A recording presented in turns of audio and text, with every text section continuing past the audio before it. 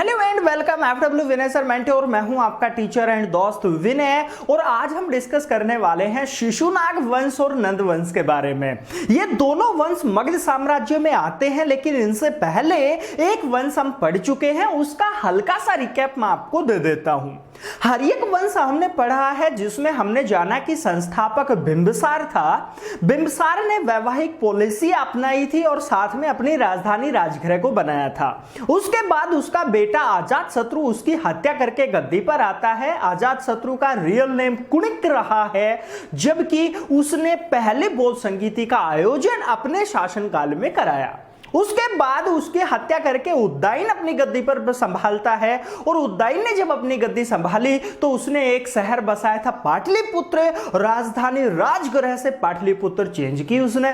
उसके बाद उस वंश का अंतिम शासक था नागदशक, जिसकी हत्या उसके सेनापति शिशुनाग के द्वारा कर दी जाती है। और अब आगे कि शिशुनाग जो व्यक्ति था, जो नागदशक का सेनापति होता था, वो शिशुनाग जो व्यक्ति मैं नाम लिख देता हूं, ये रहा वो शिशुनाग। शिशुनाग नागदशक की हत्या करके अपना नया वंश बनाता है, और उसे हम जानते हैं नाग डायनेस्टी, यानी कि नाग वंश कह सकते हो या शिशुनाग आप कह सकते हो। अरे क्वेश्चन पूछेगा शिशुनाग वंश या नाग वंश का संस्थापक कौन था, तो शिशुनाग ने स्थापना की थी। तो ध्यान रखेंगे संस्थापक कौन हो गया रे, नाग वंश या शिशुनाग वंश का संस्थापक हो जाता है शिशुनाग। अब शिशुनाग क्या कर रहा है, थोड़ा सा ध्यान दीजिएगा। ये यहां पर राजधानी थोड़ी सी फेमस हो जाती है कि शिशुनाग ने अपनी राजधानी किसे बनाई। आप स्टार्टिंग से याद करोगे तो बेटर रहेगा, क्योंकि रिपीटेशन आपकी होती रहेगी। ध्यान दीजिएगा, जब हमने मगध साम्राज्य पढ़ा, स्थापना हर्यक वंश की बिंबिसार ने की थी, तो उसने अपने राजधानी क्या बनाई थी रे, राजगृह। याद रखना मगध एम्पायर में फर्स्ट राजधानी राजगृह रही, लेकिन जब उद्दाइन आया था तो उसने इस राजधानी को चेंज करके क्या कर दिया था, दिस पाटलिपुत्र। और क्वेश्चन आ सकता है पाटलिपुत्र शहर किसने बसाया। याद रखना रे, पाटलिपुत्र शहर किसने बसाया, ध्यान रखना उद्दाइन ने। और ये जो शहर है प्रेजेंट पटना के नाम से हम इसे जानते हैं। और जो पाटलिपुत्र शहर है ना, वो गंगा और सोन नदी के संगम पे है। मतलब क्या हो गया कि बिहार की राजधानी पटना जो शहर है, वो गंगा और सोन नदी के संगम पे आता है। तो वही शहर यहां पे हम देख रहे हैं पाटलिपुत्र। तो राजधानी राजगृह से चेंज होकर कहां चली गई, पाटलिपुत्र। लेकिन क्या होता है, पाटलिपुत्र से राजधानी फिर से चेंज हो जाती है, और प्रेजेंट जो राजधानी बनाई शिशुनाग ने, वो राजधानी कहां है, वैशाली। और वैशाली कहां पे है, याद रखना, मैं फिर बता दूं, ये जो आपकी तीनों जगह है प्रेजेंट टाइम के बिहार में है।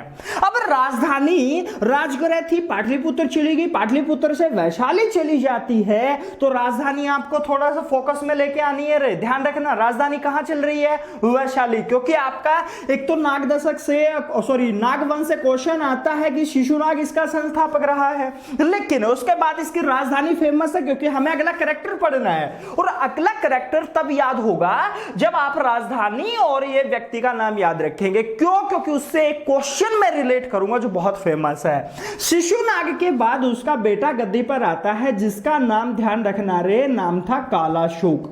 पूछा जा सकता है कालाशोक नागवंश का या शिशुनाग वंश का कौन सा शासक है, तो ध्यान रखेंगे कालाशोक शिशुनाग वंश का दूसरा शासक आ गया। किसके बाद आता है, शिशुनाग के बाद। अब देखिए राजधानी क्या चल रही है इनकी, वैशाली। तो कालाशोक से क्वेश्चन क्या बनेंगे, सबसे पहला क्वेश्चन तो इसका असली नाम आपसे जानेगा, वो कि कालाशोक का रियल नेम क्या रहा।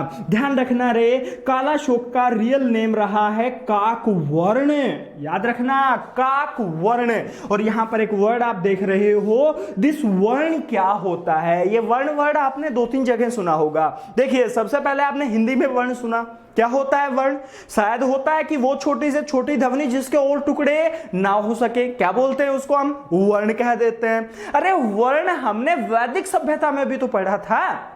वर्ण का मतलब होता है जाति, यानी कि वैदिक समाज में जातियां कितने टाइप की होती थी, 4। यानी कि वैदिक सभ्यता में वर्णों की संख्या कितनी थी, 4। तो वर्ण एक तो हिंदी में हम पढ़ते आ रहे हैं, सेकंड वर्ण क्या होता है, वर्ण होता है जाति को भी वर्ण बोल देते हैं। और यहां पे अगर मैं वर्ण की बात करूं तो वर्ण का मतलब रंग से भी है, यानी कि आप ध्यान रखना, कई बार क्वेश्चन आता है ना प्राथमिक वर्ण इनमें से कौन कौन से हैं, प्राइमरी कलर्स आप बोलते हो, तो वर्ण जो हैं वो याद रखना वर्ण का मतलब कलर भी होता है, और यहां पे कलर से बिलोंग करना है। मतलब काक वर्ण, सर काक स्टैंड फॉर काला, वर्ण का मतलब कलर है, यानी कि पैदा हुआ जब काले रंग का था।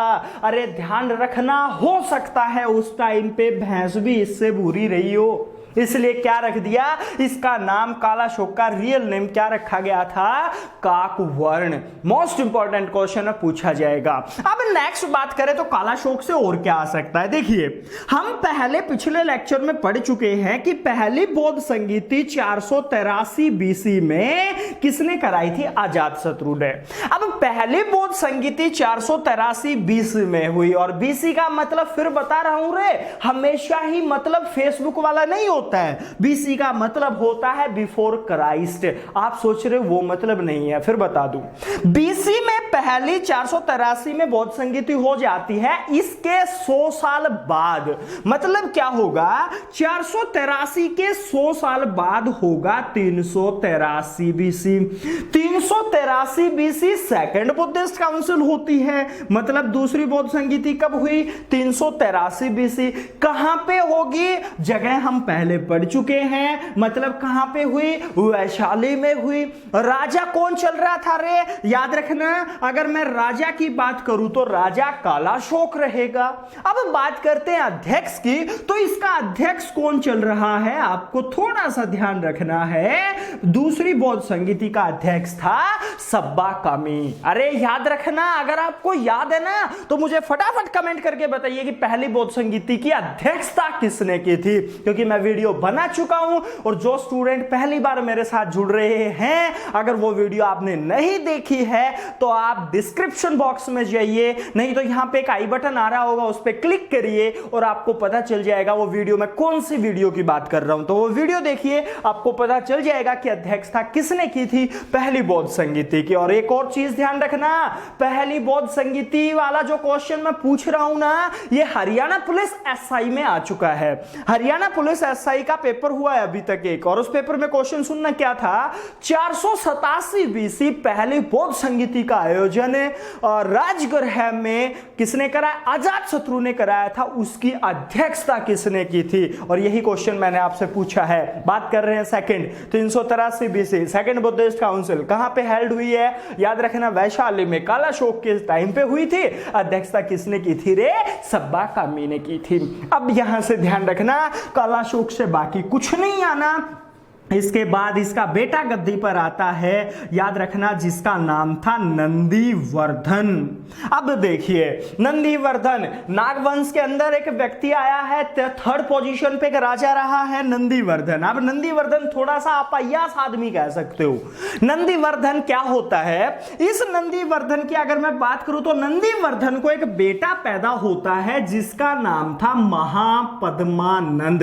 याद रखिएगा रे, जो यहां पर अगर मैं बात कर रहा हूं नंदीवर्धन की, तो नंदीवर्धन का बेटा रहा है महापद्मानंद। अब ये महापद्मानंद इतना क्यों फेमस है कि मैं इसका नाम ले रहा हूं, याद रखना, यहां पे नंदीवर्धन नागवंश से बिलोंग करता है। मैंने कहा कि थोड़ा सा अय्यास आदमी था।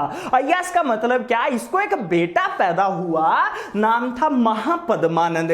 लेकिन जो महापद्मानंद था ना, वो बेटा तो नंदीवर्धन का था, लेकिन एक दासी से पैदा हुआ था, इसलिए थोड़ा सा मैं अय्यास कह रहा हूं। याद रखना, यहां पे जो महापद्मानंद है ना, वो एक दासी से पैदा हुआ था, इसलिए महापद्मानंद अपने पापा की हत्या कर देता है। किसकी, याद रखना, नंदीवर्धन की हत्या कर देता है, और अपने जो वंश पहला चल रहा था ना, पहले से वंश चल रहा है, उस वंश का नाम चेंज करता है और अगला वंश बना देता है रे, ध्यान रखना, नंद वंश। मतलब वंश तो एक ही हम कह सकते थे, लेकिन हुआ क्या, याद रखना, एक दासी से पैदा हुआ था, इसलिए उसने अपना नया वंश बना लिया रे नंद डायनेस्टी। और नंद वंश का संस्थापक अगर आपसे पूछा जाता है तो फाउंडर कौन रहा है, नंद वंश का फाउंडर कौन रहा, महापद्मानंद। याद रखना रे, मैं रिलेट करा रहा हूं, आप इन वर्डों को थोड़ा सा रिलेट करके पढ़ना, क्योंकि मगध एम्पायर अगर रिलेट नहीं करोगे ना तो फायदा नहीं है पढ़ने का, क्योंकि वो नाम है वो माइंड में भटकते रहेंगे, एक के बाद दूसरा, कभी आ जाएगा कभी आ जाएगा, तो आप इसको रिलेट करें। देखिए सबसे पहले कौन आता है, शिशुनाग। शिशुनाग के बाद कौन आया, कालाशोक। कालाशोक के बाद कौन आता है, नंदीवर्धन। अब नंदीवर्धन का ही एक बेटा जिसका नाम है महापद्मानंद। पापा की हत्या क्यों करेगा, क्योंकि वो दासी से पैदा हुआ था, पापा उसको अपना नाम देना नहीं चाहता था, इसलिए वो अपना पापा की हत्या करता है और अपना नया राजपाट ले लेता है। अब राजधानी ध्यान रखना, राजधानी चल रही है वैशाली, महापद्मानंद राजधानी बना देगा पाटलिपुत्र। याद रखना, महापद्मानंद अपनी राजधानी कहां पे लिए हुए है, पाटलिपुत्र अपनी राजधानी चेंज कर लेता है। लेकिन एक चीज और मैं यहां पे आपको बता के चलूं, महापद्मानंद को दासी पुत्र कहा जाता है, रेमेड सन। याद रखना, ऐसा कौन सा आपका मगध का राजा था जिसे हम दासी पुत्र कहते हैं, तो दासी पुत्र हम किसे कहते हैं, याद रखना, महापद्मानंद को दासी पुत्र के नाम से हम जानते हैं। अब दासी पुत्र कहा गया, किसको कहा गया, महापद्मानंद को। राजधानी कहां बनाई उसने, राजधानी बनाई उसने अपने पाटलिपुत्र में, याद रखना। लेकिन इस टाइम का एक थोड़ा सा चर्चित प्लेस रहा है तक्षशिला। मैं आपको उस तक्षशिला के बारे में भी हल्का सा ज्ञान दे देता हूं कि ये तक्षशिला क्या है। तक्षशिला वैसे तो एक जगह है जो प्रेजेंट आपका कहां पे है, पाकिस्तान में आती है, लेकिन वहां पर एक यूनिवर्सिटी रही है जो थोड़ी सी फेमस थी तक्षशिला यूनिवर्सिटी। क्वेश्चन आता है तक्षशिला यूनिवर्सिटी की स्थापना किसने की, तो राजा तक्षक ने स्थापना की थी। तक्षशिला जगह का नाम था, इसलिए याद रखना उसे तक्षशिला बोलते हैं। और भारत के अंदर सबसे पुराना विश्वविद्यालय आपसे पूछा जाता है, सबसे पुराना विश्वविद्यालय तक्षशिला यूनिवर्सिटी है, याद रखना, मोस्ट इंपॉर्टेंट है। अब तक्षशिला यूनिवर्सिटी सेम टाइम के आसपास रही है, पुनरुद्धार आप कह सकते हो, महापद्मानंद ने इसमें कुछ डोनेशन दिया था। लेकिन अब तक्षशिला यूनिवर्सिटी के अलावा 2-3 यूनिवर्सिटी और हैं आपकी, जैसे आपने नाम सुना हो, नालंदा सुना होगा या विक्रमशिला सुना होगा। और ये आज आपका होमवर्क है कि आपने ढूंढना है नालंदा और विक्रमशिला यूनिवर्सिटी का फाउंडर कौन रहा है, इनको किसने बनवाया था, नालंदा यूनिवर्सिटी को किसने बनवाया, कहां पे है, और विक्रमशिला यूनिवर्सिटी को किसने बनवाया और कहां पे है, ये आज आपका होमवर्क है। अगर आपको पता चल जाता है तो मुझे कमेंट में जरूर बताना, सर इनका आंसर है ये रहा। वापस चलिएगा, तो तक्षशिला यूनिवर्सिटी के साथ इनका कोई तालमेल रहा होगा। बात करते हैं महापद्मानंद, उसके बाद क्या होता है, इसके बेटे संख्या में रहे 4 फेमस जनरली जो हम जानते हैं हल्के फुल्के, लेकिन वैसे 7 बेटे थे। उनमें से एक सबसे छोटा जो बेटा है महापद्मानंद का, सबसे छोटा बेटा धनानंद। धनानंद, देखिए मैं एक वर्ड बोल रहा हूं, धनानंद, धन से मिलता है आनंद जिसको। अरे कमेंट कर दो फटाफट, हिंदी में कौन सा समास है, धन से मिलता है आनंद जिसको, धनानंद। याद रखना, चलिए छोड़िए। अब धनानंद नाम से पता चल रहा है धन से आनंद मिलता था इसको, इसलिए नाम क्या था इसका रे, धनानंद। धनानंद ध्यान रखना अपने पापा की धोखे से हत्या करता है और अगला राजा खुद बन बैठता है। छोटा बेटा था धनानंद, और धनानंद थोड़ा सा फेमस, कैपिटल अपनी कहां रखता है, पाटलिपुत्र ही रखता है। और धनानंद के बारे में मैं आपको एक स्टोरी बाद में सुनाऊंगा, आज नहीं अगले लेक्चर में शायद। बात करें अगर धनानंद की, तो धनानंद एक कैरेक्टर क्यों फेमस कह रहा हूं मैं धनानंद को इसलिए फेमस मानता हूं क्योंकि जिस टाइम पर भारत में सिकंदर ने आक्रमण किया, एक यूनानी आक्रांता रहा है सिकंदर भारत में आता है, और आपका जब भारत में एंट्री करता है वो खैबर पास से एंट्री करेगा, और खैबर पास से जब एंट्री करेगा तो सबसे पहले तक्षशिला का जो राजा था अम्बी, उसके साथ संधि करता है, राजा पोरस के साथ युद्ध करता है। और राजा पोरस के साथ जब युद्ध चल रहा था, सेम टाइम पर पोरस इससे सहायता मांगने आया था, इस भाई साहब ने उसे धोखा दिया था। ध्यान रखना, तो आप ध्यान रखेंगे धनानंद क्यों फेमस है, क्योंकि अगले लेक्चर में मैं आपको एक स्टोरी सुनाने वाला हूं जिस स्टोरी के आधार पर आप तय करेंगे कि एक अच्छा राजा रहा या खराब राजा रहा। लेकिन प्रेजेंट में आपको दो क्वेश्चन और क्लियर करा दूं। यहां पे देखिए, अगर मैं यहां से पीछे बात करूं, शिशुनाग के बाद कालाशोक आया था और फिर आया था कि नंदीवर्धन। नंदीवर्धन यहां पर भारत में एक राजा रहा मगध का। लेकिन अब दिक्कत क्या है, भारत में जब हमने वैदिक सभ्यता पढ़ी थी तो आपको पता चला था कि 4 जातियां थी, ब्राह्मण, क्षत्रिय, वैश्य, शूद्र। और जो राजपाट था वो स्त्री के अधीन रहता था, मतलब राजा बनने का श्रेय स्त्री को होता था। अब स्त्री राजा बना कौन है? नंदीवर्धन। लेकिन वहां पर जो महल में दासी थी वो शूद्र कैटेगरी से होती थी।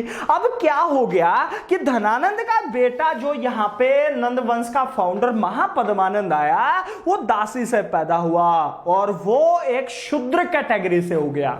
अब शूद्र कैटेगरी से अगर हो गया तो क्वेश्चन बनता है कि मगध पर पहला ऐसा कौन सा वंश था जो नॉन स्त्रीय था, मतलब स्त्रीय वंश नहीं था। तो कौन सा था वो? सॉरी, स्त्रीय जाति से नहीं था, कैटेगरी स्त्रीय से नहीं था। तो कौन सा वंश था रे वो? याद रखना, नंद वंश। क्यों? क्योंकि दासी से पैदा हुआ था। और एक चीज और ध्यान रखना, इसका सबसे बड़ा जो व्यक्ति आप कह सकते हो पावरफुल राजा धनानंद नॉन स्त्रीय था और उसने यहां पर मोस्टली अपने चारों तरफ जितने भी स्त्रीय वंश थे सभी को तबाह कर दिया था रे, क्योंकि खुद नॉन स्त्रीय था। और नॉन स्त्रीय में भी अगर मैं बात करूं शूद्र कैटेगरी में, नापित नंद इन्हें कहा जाता है। नापित नंद का मतलब होता है जो प्रेजेंट अपने कास्ट चल रही है उसमें नाई कास्ट सुना होगा आपने, सेम नापित नंद उस कैटेगरी से बिलोंग करता था महापद्मानंद और धनानंद।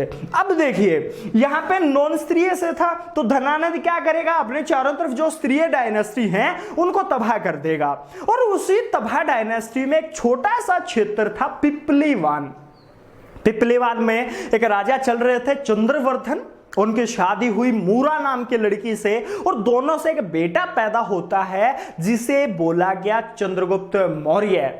लेकिन धनानंद के आक्रमण के कारण राजा चंद्रवर्धन की हत्या कर दी जाती है और उसके बाद जो उनका बेटा था वो ऐसे ही किसी के यहां पर उसके मामा के द्वारा बेच दिया जाता है, मतलब बंदी बनवा दिया जाता है।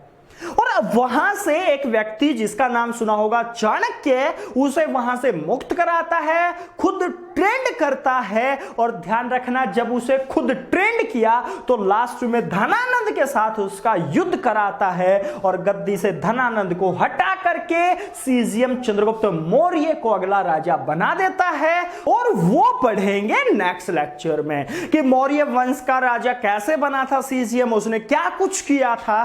तो अगले लेक्चर में हम पढ़ने वाले हैं मौर्य वंश। लेकिन उससे पहले एक और लेक्चर मैं आपको देने वाला हूं जिसमें भारत में यूनानी आक्रमण हुए थे और यूनानी आक्रमण में एक फेमस आक्रांता रहा है जिसका नाम सुना होगा सिकंदर। तो पहले हम सिकंदर को पढ़ेंगे नेक्स्ट और उसके बाद हम पढ़ने वाले हैं मौर्य वंश। आज के इस लेक्चर में इतना ही पढ़ने वाले हैं, पर हां जाने से पहले मैं फिर बता दूं आपको, इस लेक्चर से भी इस टॉपिक से रिलेटेड भी एक क्विज आपको डिस्क्रिप्शन बॉक्स में लिंक के आधार पर मिल जाएगी। अब वहां पे जाइए, क्विज सोल्व करिए और उसका एक्सपीरियंस मेरे साथ शेयर करिए। मिलते हैं नेक्स्ट लेक्चर में एक नए टॉपिक के साथ। आज के लिए इतना ही। Thank you.